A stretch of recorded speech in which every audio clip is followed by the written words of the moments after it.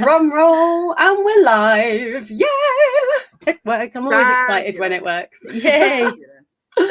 Oh, welcome to TCA Live. This is the live Q&A for the Confidence Academy podcast. If you're listening on the podcast, hello to you guys too.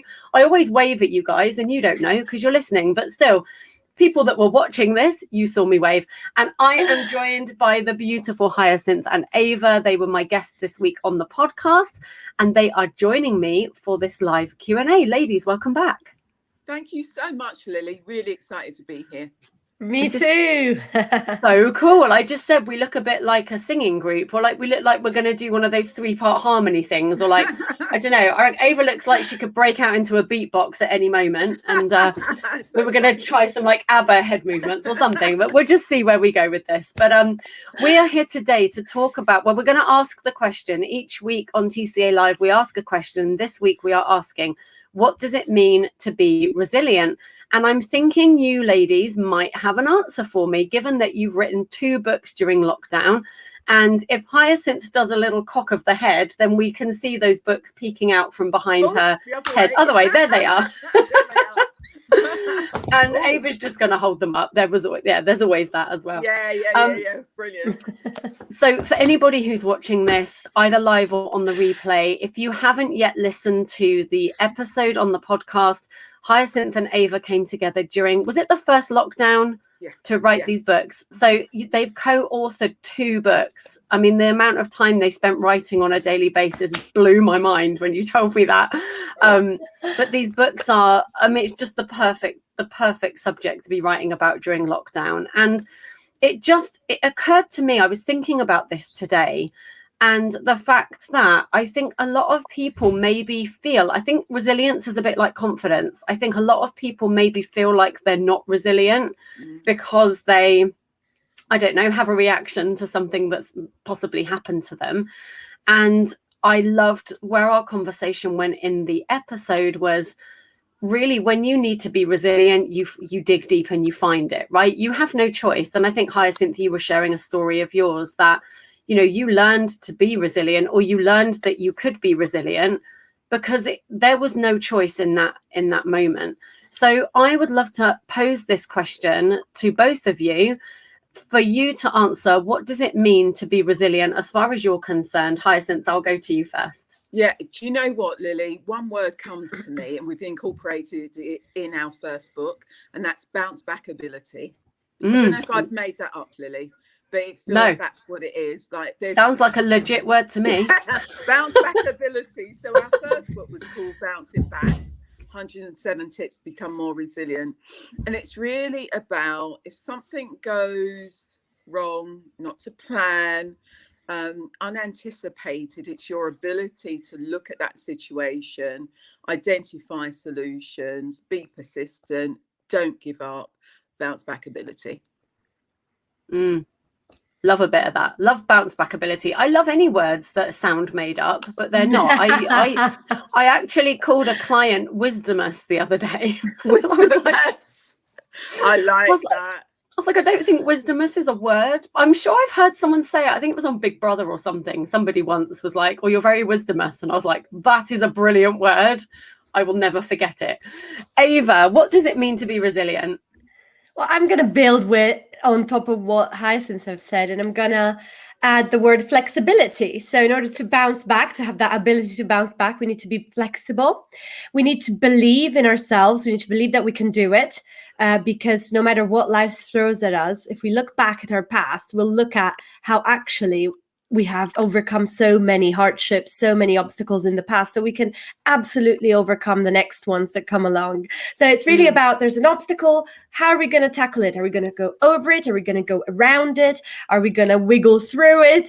There are so many different options, and having the flexibility to perhaps err away from our planned path to go around that or overcome it and then go back to the direction that we want to go to. Yeah, I think that's so true. I love that you said about the plan. I've said that this has come up a few times recently where you know, I've said trying to make a plan in life is like trying to write a birth plan. It's completely pointless. Like nobody's going to look at it. When the shit hits the fan, no one's looking at that birth plan, right? They're just going to deliver the baby. And it's the same with life. I think, you know, it's nice to have these ideas, but I think so often we get trapped by these ideas as well. We get so trapped in our idea of how something is supposed to be. And I think, you know, what's been very, very obvious in the last 12 months or so is suddenly everybody has had that experience of, oh, well, I had a plan and now that's not happening, you know. And really, I mean, that's the first time that's ever happened in my lifetime and in generations even before that. Because, and the funny thing was, like, this is what I noticed last year, everybody reacted to that in a different way, but the large majority of people really reacted badly to this, you know, like, what do you mean I can't leave my house? What do you mean that I can't go to the supermarket? What do you mean I have to wear a mask? Or, like, you know, resistance. And I love what you just said about challenges as well. I think it's definitely a mindset. Yes, you're going to decide whether to go under, over, through. I also think how you view that challenge or that block can make a world of difference. Because if you see a challenge as a block, then you're saying that that's a wall that's come up against you and you're just banging your head on it, and that's going to make you feel stuck. But if you saw that instead as a block to climb onto, then suddenly that something can elevate you. It has the power to elevate you. And so, you know, you could have two people with the same situation and one of them just keeps running into the block going, oh, I'm stuck, oh, I'm stuck, oh, I'm stuck. While the other one is just going, well, yeah, I reckon if I could shimmy up the side of that, I can get on top of it. And now I've got a different view as well from up there, you know? And so many people, I think, in lockdown were in that resistance for a very long time. And this is what I mean about resilience, because I think possibly, I might be wrong, but I think resilient people, or people who knew they were resilient, or people that have already had to overcome, you know, blocks in the road, changes to their plan or whatever, they were the people who very quickly just went, is what it is. You know, cool. I'll move my business online then, you know, I'll get a different job then. I'll homeschool my kids then. And if I don't know how, then I'll learn. And those people thought like that. The people who did not know they were resilient yet fought and fought and fought. But I think eventually everybody went through that same funnel. Eventually everybody was like, meh, is what it is, because there's no choice. I think eventually most of us decided that this is the situation we find ourselves in. What is the best way through, round, over the situation? Can I just say, this is just real life. Someone's knocking at my front door. Who is it? I'm going to go and answer. Yeah. Oh my God, it's like Ant and Dec. It's like Ant and Dec's Saturday night takeaway. We want to know what you're getting. By the way, I have a little story to tell you about resilience. I would love to hear it. Well, hit me. And that is, the other day, I had finished my work. It was a beautiful sunny day. And I was like, I'll go to the bakery and I'll get some lovely fresh bread and maybe a brownie, because that's what I like. So I was very chirpy mood, wonderful. I stepped out, I closed the door behind me. I walked one step and then I thought, can you guess what happened? I locked myself out. Yeah. I locked myself out. And my partner was away until the end of the week. So, oh no. And we hadn't thought of a spare key alternative plan yet. So I was like, okay, let's look at the bright side here. It's sunny, it's not raining, number one.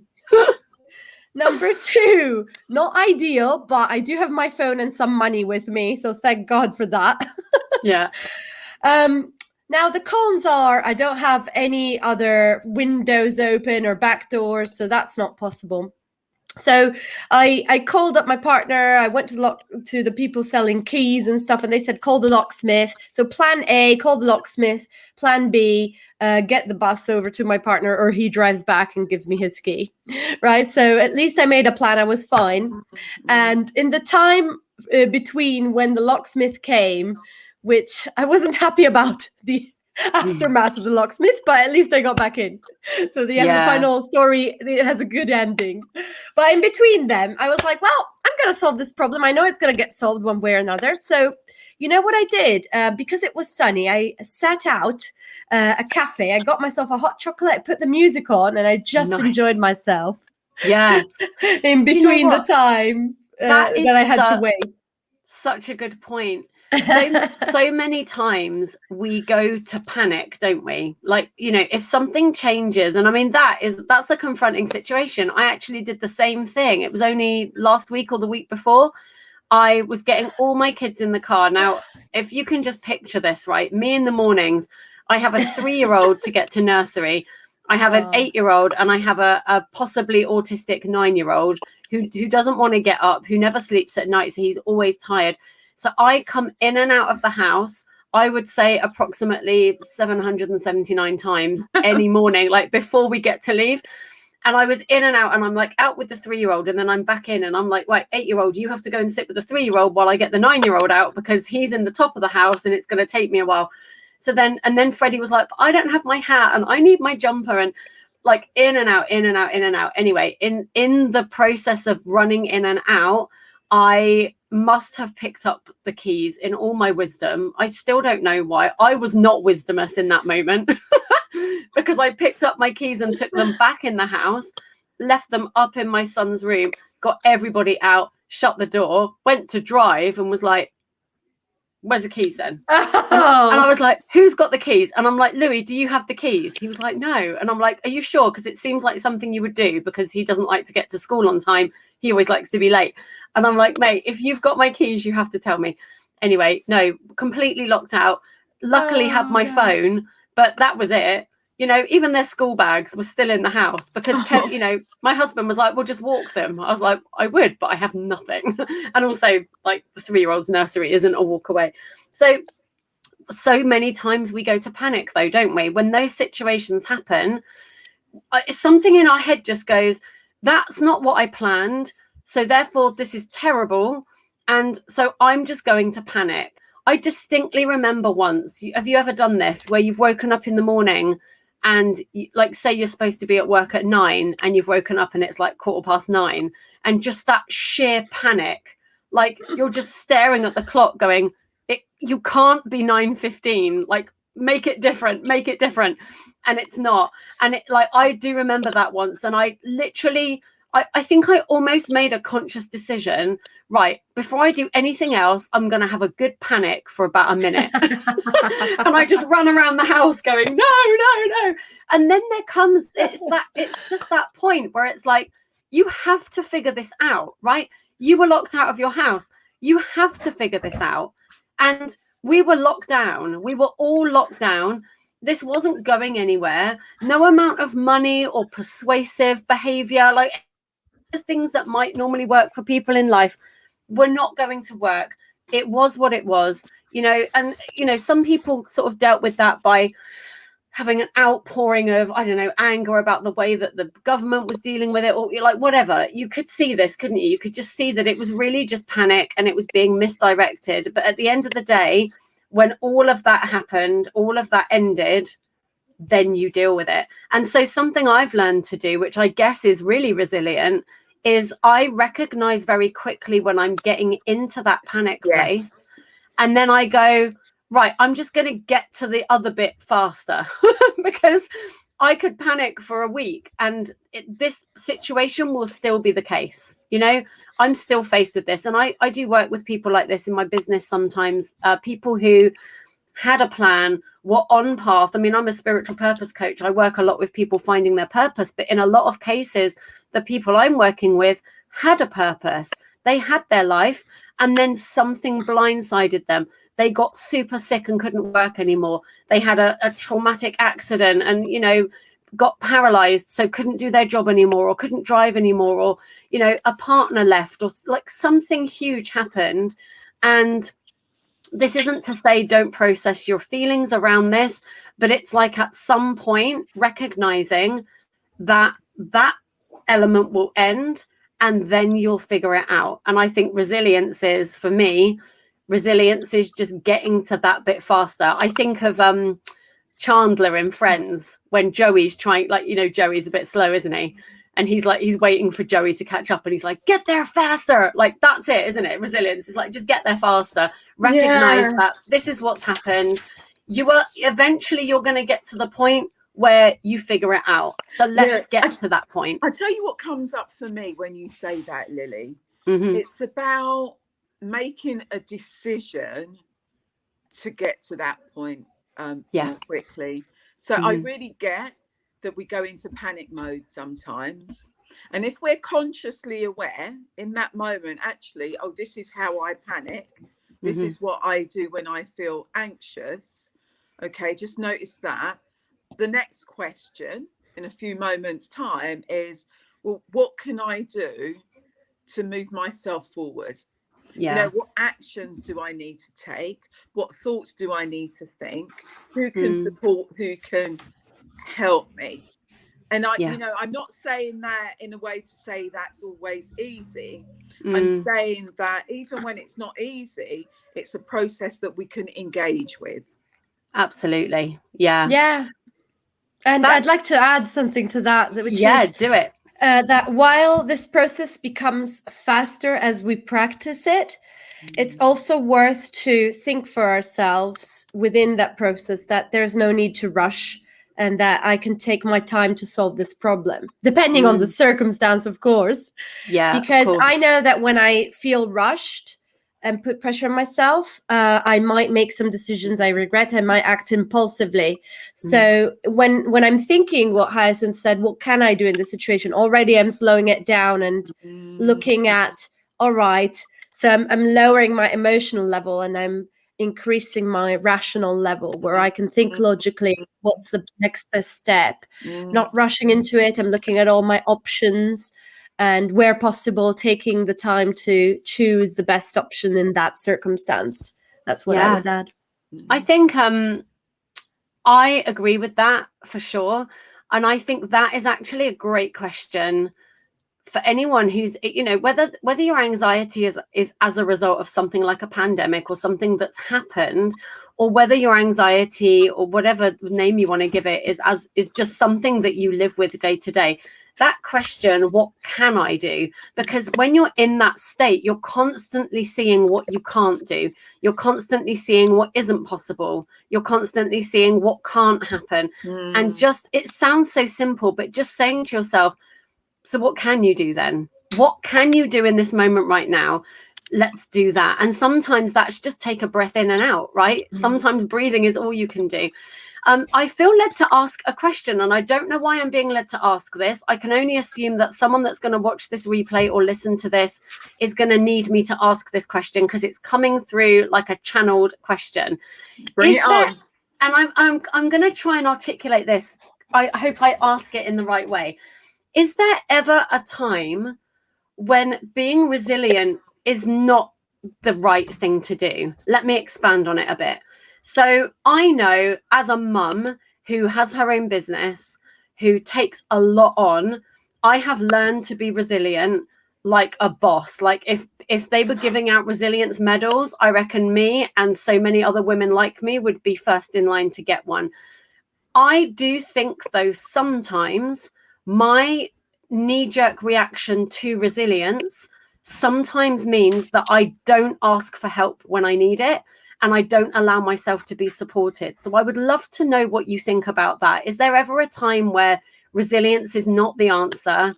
And I'd just love to know what your take is on that question, if I've made sense. Yeah. I want to push back to you a little bit, Lily, just to get a little bit more clarification. So you're saying that, you know, you can be resilient like a boss just because of your life circumstances currently. And so you may not ask for help. In that moment, are you making a decision not to ask for help, or you're just not asking for help? So let me tell you where that question came from. This is like a long thread, but I saw a video today by a lady called Laura Cleary. I don't know if you've heard of her. She's I know her. Yeah, love her. She's amazing. Like, hilarious comedian on Instagram, Facebook. But she also shares a lot about her journey. Now, she's got a background in substance abuse, depression, anxiety. And she posted a very raw video yesterday, 4 minutes long. She's just had her baby 5 weeks ago, and she was just in floods of tears. And she was just saying, I don't know why I feel so sad. I can't talk to my friends because I don't think that they feel the same. And all I can do is shoot this video, and I don't even know if I'm going to post it. And as I was watching it, I remembered that I made a video the same last August, and I never did post it. And I was in the depths of grief, depression, the lot, because of the pandemic, yes, but I also lost one of my best friends last March, and then, you know, the effects of the pandemic as well, like everything felt like I couldn't cope. And I just felt compelled to watch this video today, and it was a video of me. I just pressed record. I was in the kitchen. I'm crying. I'm doing the washing up. My kids are crying, screaming, arguing. It's just, you can just feel the heaviness of the situation. And I'm talking to the camera and I'm saying, I don't know if I'll ever share this, but talking seems to help. And I'm talking about how I really feel, and I'm being very vulnerable. And I watched myself on that video today slowly suck it all back in. Like it was like a big release, and then it was like back in again. And I don't know, if I'm being really honest, and I do try to be, I don't know that I dealt with all of those things that were truly bothering me. I just think so to answer your question, I don't know if that answers your question, but yes, I do think it's a decision from a place of, I don't know if I can energetically deal with this right now. I don't even know what to ask for. So I'll give it a little voice and then I'll lock it away. Does that help? I want to offer a reframe. Yeah. Because I would say to you, what you did on that day in your kitchen was an act of resilience, was an act of bounce back ability, if you like. Because what are you doing? You're externalizing that which is within that needs to be externalized. Yeah. You know that saying, it's better out than in. And that person that you referenced on the video today, she needed to externalize an act of resilience. What are other acts of resilience? Journaling. Yeah. A woman called Jackie Holder is quite prolific in this area. If something is going on inside you and you really don't know how to articulate, don't know how to articulate it to friends, might not even know how to articulate it, you know, down a camera. You know, if you can just write it down, forget about, you know, complete sentences, proper English or whatever language it is that you use, but you can write down what it is that you're experiencing, what it is that you're feeling. And I think that's a defiant act of resilience, because it's taking you to the next level. It's taking you to the next step. Yeah. You know what I was thinking, Lily, when you were talking about your experience, and I love your reframe, by the way, Hyacinth. I love your reframe. And I was thinking about it in terms of what is resilient, what is not resilience, right? So resilience is not accommodating everyone and everything all the time. Resilient is not saying yes to everything that comes your way because you feel like you have to. Resilience is not being ready for action all the time. We talked about what you can do being a way to be resilient, but it's also okay to take a break from that, to take a breather, to say, well, today I'm not going to do anything because I'm just going to stay under my duvet because I need to rest, you know? And I'm going to take care of it tomorrow. It's okay. Resilience doesn't mean go it alone all the time because, you know, you're strong. It also means being vulnerable, like you said. So I think it helps to look at what resilience is not, as well as what resilience might be also, like Hyacinth pointed out. And I do think it's almost a superpower, isn't it, that we've got, that, you know, going back to how we started this conversation, it's a superpower we all have, and we don't all know we have it. And that's a great example, because I was watching that video earlier of the one that I'd made, and I remembered how heavy everything felt there. But do you know what? There were so many elements in that moment that were weighing on me that I truly didn't have control over. I truly couldn't control. Like I had no control over the fact that I'd lost my friend. I had no control over the fact that there was a global pandemic and that elements of my business couldn't run the way I wanted them to run. I'd really underestimated the power of being with my choir every week, for example, in person. And so when that was taken away like that, and I think a lot of people had this, it wasn't even something that I realized I needed until I couldn't have it anymore. Like that saying, you don't know what you've got till it's gone. And I always knew that I loved it, but I'd completely underestimated how much of a break that gave me every week, leaving my house, you know, putting my mum coat up on the hook. I don't have a mum coat, but you know what I mean? Like not being mum for 2 hours, really very childish with a bunch of other adults that wanted to be childish in a room, because that's how we roll in my choir. It's complete shenanigans from start to finish, you know, and because it's fun and because it's silly, it's easy to overlook the power of it. And, you know, I was watching that video earlier and thinking, God, you know, a lot of the things that felt so heavy were not things I could control. And so I guess in that moment, what I could control was how I channeled that energy. And so rather than internalizing it, I poured it out onto a video, because I'm always thinking in the back of my mind, this might help someone one day. And now we're talking about it. So I was right, you know, because now it's been useful. I still don't know if I will ever publish that video, but I think in that moment, I wanted to highlight how friggin' hard it is to be a mum sometimes, when, you know, I had 3 small people that were all having their own emotions, big emotions they couldn't deal with. And you saw it on the video over and over again, little outpouring for me, then had to zip it back up because somebody else needed me. And I think so many of us as humans have to deal with that, not just mums, but as human beings, because we feel like we're not responsible for other people, but we want to be. You know, we want to be containers for our friends. We want to be there for our partners and for our children and co-workers or whoever it might be, or even clients, right? And I think so many times we are being called to press pause, or we feel like we have to press pause on how we're feeling. And I love that you mentioned journaling, Hyacinth, because actually that's been a huge part of my journey since diagnosis with anxiety. Journaling was something that for me, because I don't always want to tell someone what's going on. I'm very masculine, I think, in the way that if I'm going to tell you my problem, it's because we're going to find a solution. And sometimes there's no solution. Sometimes you've just got to get it out. Like you said, better out than in, you know? I agree. Yeah. There's always a way. There's always a way to move forward, I think. And sometimes, as Eva said, that might be taken to your bed. That might be a duvet day. That might be the kindest thing that you can do for yourself that day until you can get up the next day and press on. I've done that. I've literally done that. You know, and even from that place of, you know, oh, okay, I'm feeling anxious. So I could sing, or I could play my favorite music, or I could work out, or I could go for a drive, I could go for a walk, I could journal, I could write poetry, I could do all these things. But no, right now I'm going to sit in my bed and I'm going to have a good cry. And then in an hour, maybe I'll feel like doing something else. And it's giving yourself permission to make that decision.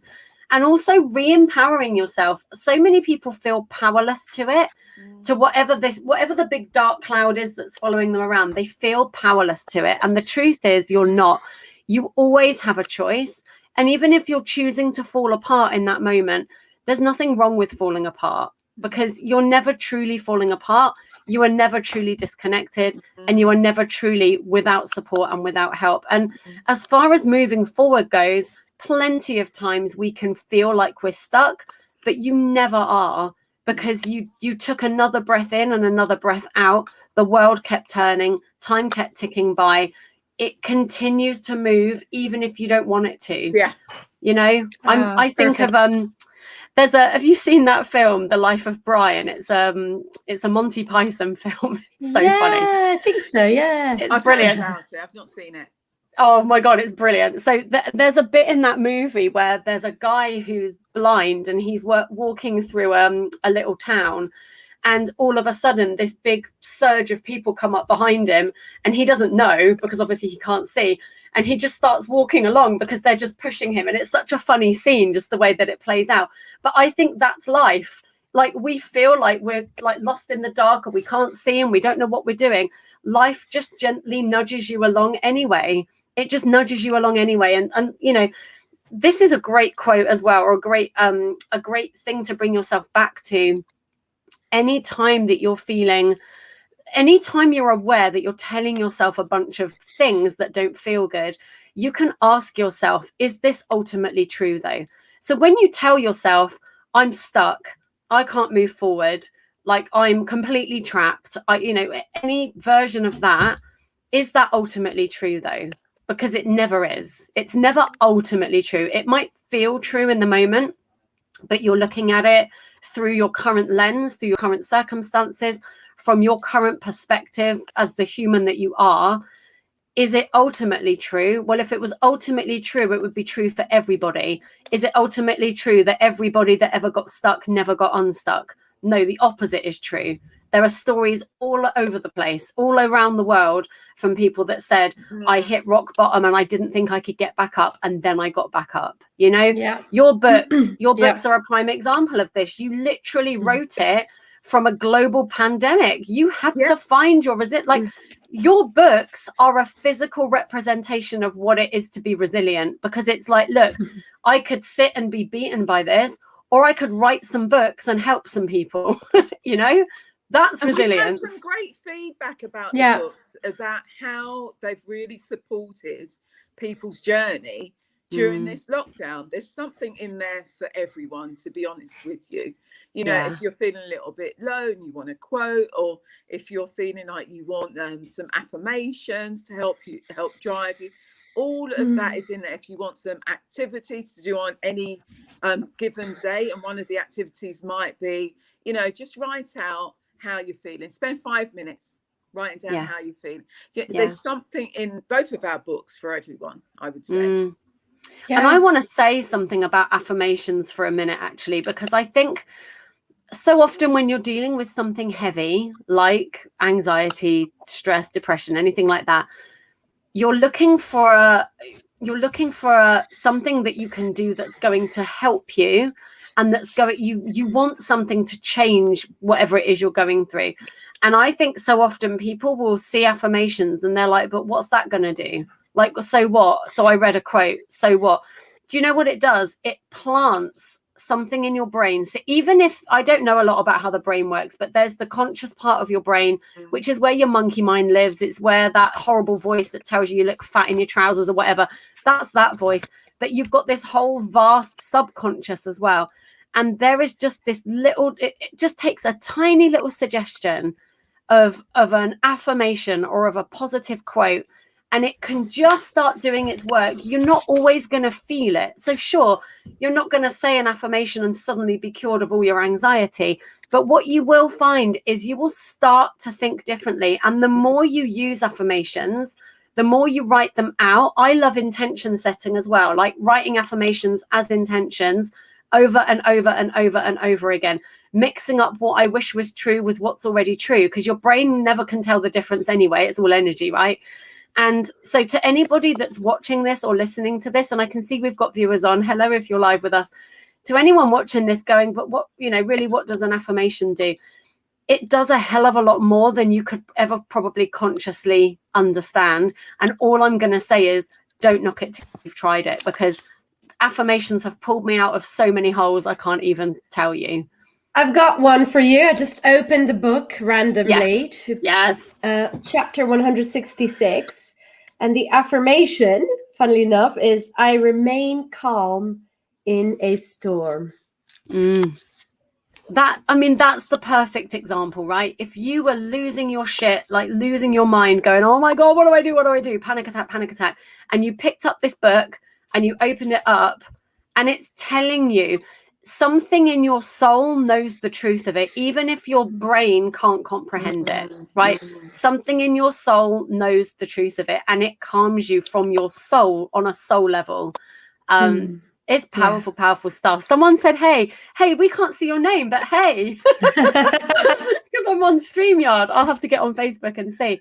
Just tell everybody what your books are again, in case they haven't heard the original episode. Just let us know what your books are called and where they can get them if they would like to. Yeah, sure. Well, do you want to go, Hyacinth? Yeah, the first book is called Bouncing Back, 107 Tips to Become More Resilient, and that's on Amazon. And the second one is called My Little Book of Resilience, 365 Daily Inspirations, also on Amazon. Love that. And we'll put that in the show notes. If you're listening on the podcast, then we'll put that in the show notes as well.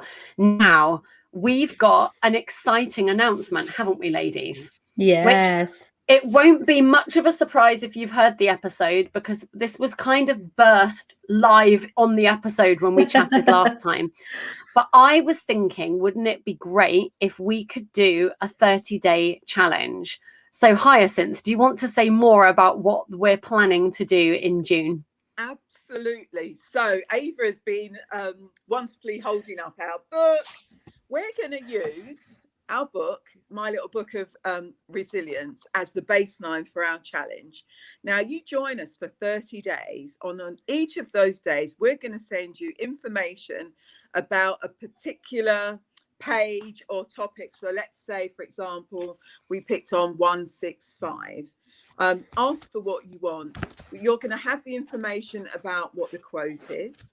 You're going to have some information about an activity that we want you to do on that particular day, and it will offer you a affirmation, and we can ask you to undertake those activities and provide us with some feedback. And there's a special prize for people that stay the 30 days, that engage every day for the 30 days. We can say more when we get closer to the time.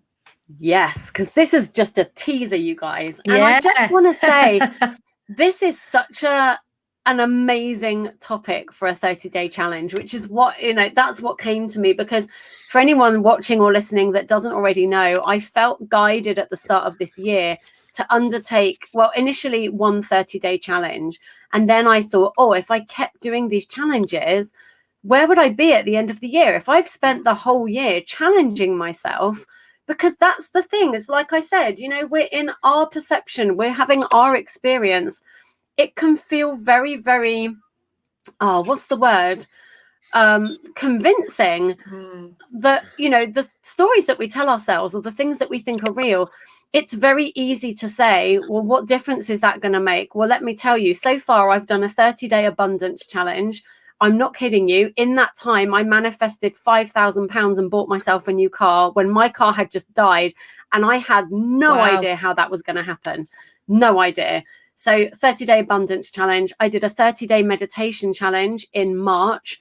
And that blew open my third eye. I thought I was going to do meditation and just feel a bit calmer. And I did feel calm, but it blew open my third eye. My channeling went nuts. My VA couldn't keep up. I was just like, she now has a Google Doc that I just bung all this stuff in. And then she's flinging out Instagram quotes on the daily. We do daily emails now because there was so much coming through. All I'm going to say is, if you challenge yourself for 30 days to do anything, even that, you'll back to that plan thing, you'll think, I'll do a resilience challenge for 30 days. And maybe I'll be a bit more resilient. You don't even know what will come out of 30 days of doing this work. Absolutely. I mean, we're really excited to have people join us on this program and really just notice how resilient you are on day one compared to day 30. I mean, it's going to be life-changing. Yeah. And I want to encourage people to do this because there are so many things in self-development, so many people talking about, do your affirmations, do your meditations, do this, do that. And it's very easy to read these stories or hear these stories and go, nah, bullshit, there's no way. So challenge yourself then. 30 days, right? We genuinely want to know where you're at the start Yeah. And then where you're at the end. Yeah. I'm doing the challenge. You can follow me on Instagram if you don't already. I'll be uploading every day to my stories. I fell down this month. I didn't pick one in time. So I'm sort of doing abundance again, but I haven't been updating anything. So like, you know, I've given myself the month off, 30 days of chilling. Let's say it's that. But I'll be back. I will be back in June for 30 days of resilience. I can't wait. I love to challenge myself. Perfect. And I'm inviting everyone to join me. So follow me on Instagram, but get signed up. We'll put links in the show notes. Grab yourself the book and follow along. Sign up, get the prompts, and be honest. Check in with yourself. How do you feel at the start? Why do you want to do a resilience challenge? Like, you might want to do it because you don't think you have resilience. Maybe you think you are resilient and you want to be more resilient, or you just want to, I mean, it doesn't really matter. Put yourself through the challenge and then open your mind, because literally anything could happen. I'm excited. It will be epic. It will be epic. I can't And wait. do you know what you want to do, those people that are going to join us? Think about what changes you want to make in your life. And this resilience challenge will support you in those changes. Yeah. Yeah. Yeah. Boom. What more could you want? I love this. So we will put all of the links in the show notes for you to get involved. We'll put the links to the books as well. If you haven't already listened to the full episode with these gorgeous ladies, go and listen to it now. It came out today. We changed things up this week. You know, I don't like to be boring. Who wants to put an episode out every Monday like it's predictable? I dropped it today. We're on tonight. That's how we roll. This is how I love to do it. I said to someone earlier, I think it's hilarious that the universe gave me a son that has autistic tendencies because they need structure, and I'm the least structured person I know. It's just like, it's some, you know, I think the universe is just laughing at us at this point, but still, it was an amazing episode. This has been an amazing chat as well. So if anybody's got any questions, if you're listening to this on replay, watching this on replay, and you have questions, ladies, you're now in the Facebook group, aren't you? So people can just tag you in there with questions. You can tag me as well. I want to know what you took from this episode, what you took from the other episode as well. Questions, comments, like, subscribe, review, I don't know, plant a flag, whatever you want to do. We want all of the things. Ask us anything. Ask us anything. And we can come back and answer. Just tag us in the group and we'll keep that conversation going. Fabulous. Ladies, thank you so much once again. Thank you. That was superb. Thank you so much. Been lovely. You're welcome. To everyone listening, remember, confidence is yours as soon as you choose it. I'll be back again next week. Might be Monday, might not be. You'll have to fly by the seat of your pants and wait to find out. But I will be back and I will see you then. Lots of love. Bye-bye. Bye.